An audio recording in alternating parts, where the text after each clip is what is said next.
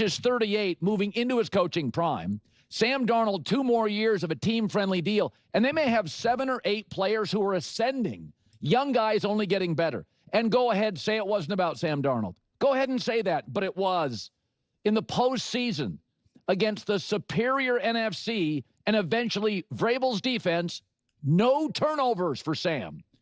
Smart enough, mature enough, and coachable enough to know what was needed. And against New England, he knew what was needed. A couple of big throws, make the right decision. Since 1990, 4 quarterbacks have won a Super Bowl with no turnovers. Maybe you've heard of them. Troy Aikman, Steve Young, Drew Brees, and Sam Darnold. They all had great coaches, and they all had stacked rosters. They knew what the assignment was. That's all this playoff run was about for Sam Darnold. Against the Rams, he needed to be a game changer. Darnold had to make big throws because Matt Stafford, 3 different times, ate the Seahawks secondary. 8. And Darnold needed big throws. He was a game changer when the game called for it. But with Kenneth Walker running, finding space regularly, Sam only had to make a couple of big ones. Here's one of them on the screen. He had to be a manager. He had to be understanding of what was needed. I'll give you an example. Tom Brady's first Super Bowl win and Tom Brady's last Super Bowl win, I'm not sure if you know this, he threw for fewer yards than Darnold did last night. That's what makes Tom great. All quarterbacks, I'd like to repeat this slowly, all quarterbacks are game managers. But it's part of the maturity that Sam lacked when he was 20 and 21 and 22 in New York. He developed it. He's a good listener. Gratitude and humility. Great parenting probably adds a lot. 22-year-old Sam screws that game up last night because the New England Patriots were jumping routes. Mike Vrabel knew looking at the film. He had the second-best roster. And Mike Vrabel knew the way to beat Seattle was make it fast and frenetic and make the old Sam Darnold appear. He didn't. In fact, he didn't in the entire playoff run. I'll like to repeat, against the superior NFC in New England, Seattle, the Seahawks, are the first team ever to win a Super Bowl with no turnovers. There is a distinct, almost paradoxical humor in the situation. Colin extensively emphasized the permissibility of turnovers throughout the season, launching into extended discourses about their necessity, citing historical data about the number of quarterbacks over the last quarter century who have secured a Super Bowl victory despite throwing an interception. Yet, in the immediate pregame analysis, the narrative pivoted to an emphatic, no turnovers, no turnovers. The stark contrast in messaging is genuinely amusing to observe. However, speaking candidly, as an individual who championed Sam Darnold's cause with remarkable frequency, positioning him at the summit of my evaluations, often to the consternation and frustration of many viewers, this moment is profoundly vindicating. I endured that cycle of skepticism all season, praising Sam, analyzing his performances, and facing the subsequent backlash. Sam Darnold unquestionably deserves an immense amount of credit. His signature, superstar-caliber moment arguably arrived during the NFC Championship game. While he made several exquisite throws and pivotal plays in the Super Bowl, demonstrating exemplary game management, this ultimate victory was not solely his coronation. Colin touched on a crucial point. All quarterbacks are, at their core, game managers. This is a principle I have vociferously advocated for years, asserting that to achieve elite status, a quarterback must first master elite game management. Sam Darnold embodied that philosophy perfectly on the grandest stage. Yet this triumph, and indeed the entirety of this championship season, must be recognized as an organizational victory of the highest order. Consider the mere act of acquiring Sam Darnold. Had he been a homegrown draft pick developed within the system, the credit attributed to him might feel more intuitively personal. However, the sheer foresight and conviction required for the Seahawks front office to identify and secure him as their quarterback constitutes a monumental organizational win in that singular decision. Extend that logic to the other pivotal moves. trading for a veteran presence like Cooper Kupp, executing the hiring of head coach Clint Kubiak, and before that, bringing in defensive mastermind Mike McDonald. Each of these represents a brilliant organizational judgment. Their draft strategy, prioritizing defensive talent with top 5 selections, was an unequivocal success. A slam dunk, a home run, a grand slam, a hole-in-one. Choose your metaphor. It was a comprehensive, spectacular display of roster construction. Even the depth at running back proved critical. When one primary back sustained an injury, the presence of a dynamic force like Kenneth Walker ensured the ground attack suffered no decline. That level of roster insulation is significant. The receiving core, featuring Jackson Smith and Jigba, was further bolstered by the addition of Cooper Kupp. Kupp, I believe, led the team in receiving yards in this game with 61. These seemingly minor roster augmentations matter profoundly because it is remarkably easy not to make such a move. A franchise could easily rationalize, "We're content with our young core. We don't need to allocate resources for a veteran like Kupp." From a purely statistical production standpoint across a regular season, one might argue the value is debatable. But in the crucible of the Super Bowl, the value of that experience, those sure hands, and that route-running savvy is immeasurable. The organization's willingness to make that investment paid dividends. The defense, obviously, was phenomenal, dominant, and a spectacle of coordinated violence. It was a procession of forced punts. Yet, for all that defensive supremacy, the offense needed to manufacture a handful of critical plays, particularly in the first half. Those throws, those catches, and the consistent run game were the difference between a comfortable lead and a precarious, scoreless deadlock. If those plays are not made, the game remains agonizingly in the balance. Superior field position is ceded to the opponent, and the psychological pressure mounts. The halftime score of 9-0, while favorable, still leaves the outcome uncertain. This dynamic mirrors my analysis of Jalen Hurts and the Philadelphia Eagles last season. A historically great defense requires the offense to capitalize on opportunities and put points on the board. We witnessed it this very season with other contenders. A defense generates a turnover, but the offense fails to convert, leaving the game in a state of fragile equilibrium. Therefore, those early field goals, those 10-yard runs on second down, those clutch third-down conversions, they appear incremental but are collectively massive. They are the fine line separating victory from defeat. It is that straightforward. I preserve screenshots of the statistical summaries at key junctures because I anticipated the final box score would become distorted by garbage time production. With 13 minutes remaining in the fourth quarter, the score was 19-0. An entire quarter remained. A comeback, while unlikely, was not mathematically impossible. At that point, Drake May's line was 8 for 18, 60 yards, 3.3 yards per attempt, a 53.3 passer rating, with the team rushing for 57 yards on 16 carries. At halftime, Sam Darnold's statistics were 9 for 22 for 88 yards. He was not cooking, but he made a couple of pristine throws, one to Cooper Kupp and another to A.J. Barner. Those were the two primary passing plays. Meanwhile, Kenneth Walker had 14 carries for 94 yards. This is why I believe Walker was ultimately deserving of the MVP accolade. No single defensive player so clearly separated himself, but Walker's first-half production was the offensive catalyst. Those 94 yards were the tangible difference between a 9-0 lead and a 0-0 or 3-0 stalemate.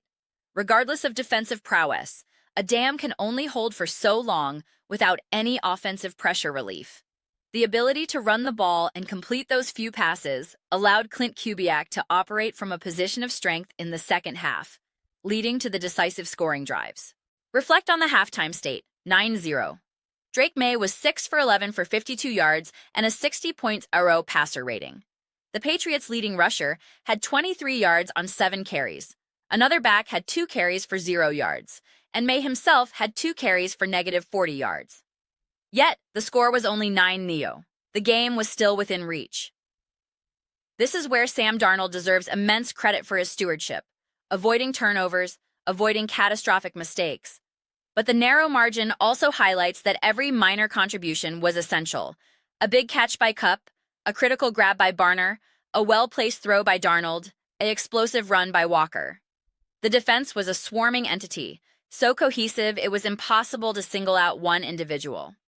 There was an initial drive where tackling was uncharacteristically sloppy, causing momentary concern, but they swiftly corrected and delivered the suffocating performance we anticipated. There were moments, pointed out by the broadcast, where opportunities existed for Drake May to ignite a spark for New England. Before the game truly slipped away, windows were present. He failed to capitalize, missing throws and compounding errors with poor decisions. The Seahawks structure never allowed him to settle into a rhythm. In the lead-up to this game, I compiled a collection of notable dismissals and critiques of this Seahawks team. I chose to omit Colin from that compilation, as he has been a consistent supporter of Sam Darnold for years and, notably, switched his prediction to the Seahawks at the last moment. However, the broader pattern of skepticism is telling. This phenomenon is identical to what transpired with the Philadelphia Eagles upon their victory. Prior to their win, commentary questioned their legitimacy. Afterward, the narrative instantly shifted to acknowledge their stacked roster. We heard similar refrains here. Anyone could win with this team. Zach Wilson could have won this Super Bowl. Such remarks are laughable and ahistorical. If it were so simple, every team would execute it. The reality is that the Seattle Seahawks did it. They executed the plan amid persistent doubt. I witnessed this doubt firsthand, even from voices generally favorable to the Seahawks. One prominent analyst, arguably the most pro-Seahawks media member, repeatedly cited the team's youth and recklessness as fatal flaws, at one point excluding them from his top 10 hierarchy entirely. I publicly contested that, asserting their top 10 status. The rationale that they couldn't defeat a team like the Commanders due to cross-country travel and recklessness was, to me, intellectually baffling. This pervasive underestimation is precisely what Chris Collinsworth acknowledged on the broadcast. This is what they've been doing all season long. I just don't know if everyone's been watching. That statement was an echo of my own season-long commentary. This personal journey has been incredibly rewarding. While similar to my experience with the Eagles last season, there was a distinction. The Eagles had a massive, polarized fan base. People watched them either to cheer or, more often, to jeer. The Seahawks did not attract that level of polarized hate-watching energy. The challenge was often simply persuading people to pay attention to their games at all. Engaging with a respected commenter, I stated my belief that the Seahawks would control the Super Bowl. The response cautioned against underestimating the Patriots' defense. My internal retort was that I wasn't underestimating New England. I was accurately estimating Seattle's defensive superiority, which I believed was non-negotiable. I maintained all season that the Seahawks and Texans possessed the league's premier defenses. Even dedicated Broncos fans, whose defense I greatly admire, would debate this point. Yet, the Super Bowl served as the ultimate substantiation. The Seahawks' defensive unit was a synchronized, intelligent, and relentless machine. The coaching staff deserves universal acclaim. The front office merits accolades, and the players executed a flawless team concept. This was the epitome of an organizational triumph, mirroring the Eagles' blueprint from the previous season. In my post-game analysis last year, I outlined a concept: the perfect calendar year. From the moment the confetti fell on the Kansas City Chiefs' victory, marking the start of the new league year, the Philadelphia Eagles dominated every single facet: free agency, the draft, the regular season, and the playoffs, culminating in their own championship. The Seattle Seahawks have now replicated that exact model.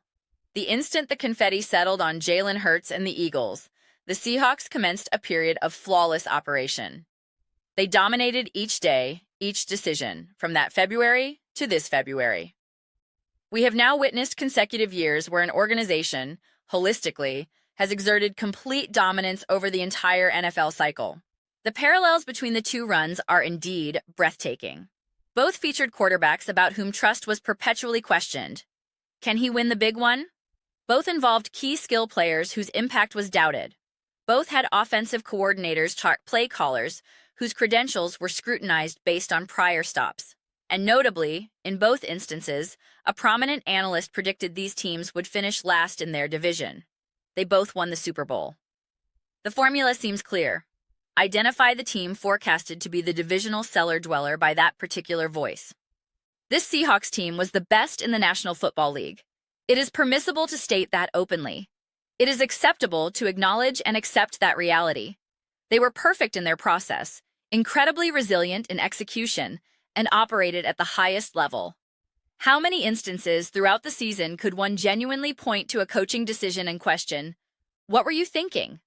A few trick play misfires with Cooper Kupp throwing the ball, or some overly ambitious calls with a rookie backup. But they recognized those errors, ceased the experimentation, and returned to a sound, fundamental approach. When they abandoned attempts to be overly clever, they became virtually unstoppable.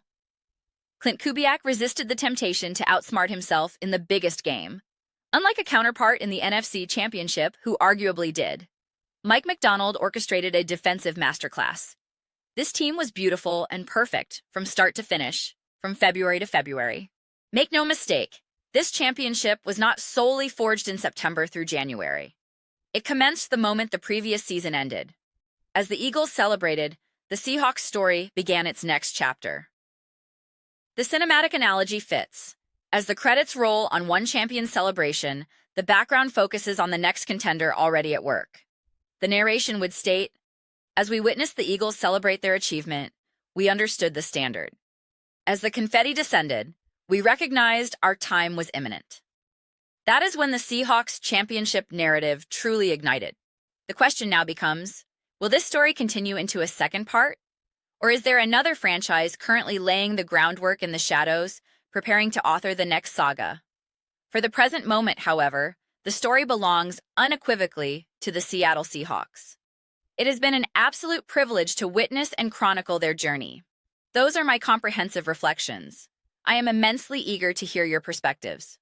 What are your thoughts on the Seattle Seahawks' dominance, their season-long execution, and this organizational masterpiece? Share your analysis below. I read every single comment. Whether you find yourself in agreement or passionate disagreement, let's engage in discussion. Let's debate vigorously, but ultimately, let's share in the appreciation of this remarkable achievement. Please consider subscribing to the channel. We are cultivating an exceptional community here, and I would be delighted for you to be part of it. My aim is to build a space where we feel a genuine collective connection and shared enthusiasm for the sport. I believe we are making significant progress toward that objective. Also, please remember to give this video a thumbs up, as it substantially assists with visibility and distribution within the platform's algorithmic framework. Thank you so much for your time and engagement.